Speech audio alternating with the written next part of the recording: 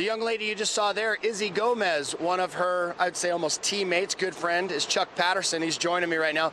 Izzy did the promo for this. That's pretty appropriate, I'd have to say. She's an awesome gal, and going to be great to watch her here competing. She's going to be here. I'm going to brag about you, though, for a moment. If you're not familiar with this guy, this is Chuck Patterson.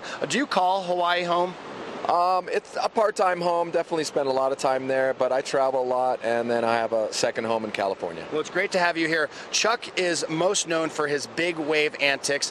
You have been pushing the world of surf for many, many years. You're very much admired in the world of surfing.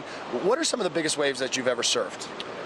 Well, this year was a pretty awesome year, being an El Nino year, and obviously we saw it in the, with the mountains and the snow. This year we were looking at waves between 60 and 70 feet, and I took probably one of my worst wipeouts this year. But still here to talk about it, so I have to say it was an awesome year. And it was consistent too. I was tuned in. I was following your Instagram feed, which I love, by the way. It's very inspiring. Watching it just seemed like day after day the waves at Jaws were firing. Yeah, you know what? This was an impressive year. I had about 22 sessions there, which is pretty.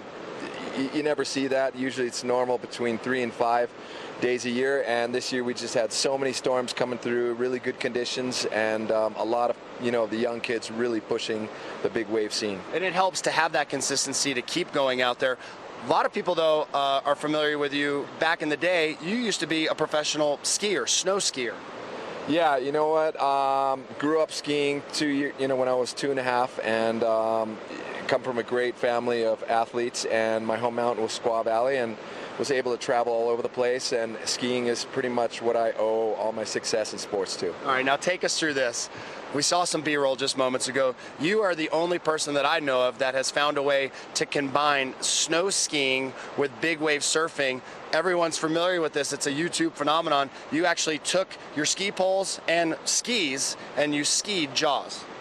Yeah, it was kind of a fun stunt that Shane McConkey and I talked about years ago, and then had a couple other friends kind of do some homework on it and do some R&D on some skis that worked. And I tried it for the first time, didn't like it, and then finally with the new designs, I decided to take it to the next level. And I love skiing and I love big wave surfing, and for as funny as it may seem, it works impressively well, and I'm addicted to it any chance I get. It's so fun to watch. Tell me about the equipment that you use. I mean, do you use a traditional snow ski and boots, or what is the equipment? What's your din setting?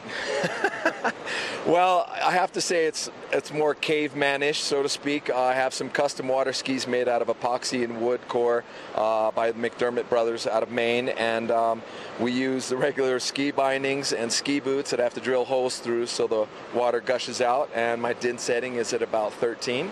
But they're not coming off. No, they're not coming off. That's the one thing about it, is picking the right wave is pretty much, you have to do, you have to pick the right wave.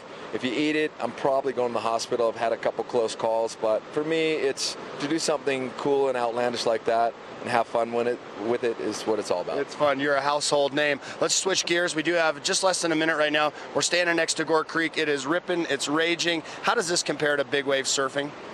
You know what? I have a lot of respect for the river. It's totally different. I feel when I'm, paddling the river, either took my hand at kayaking or stand-up paddling,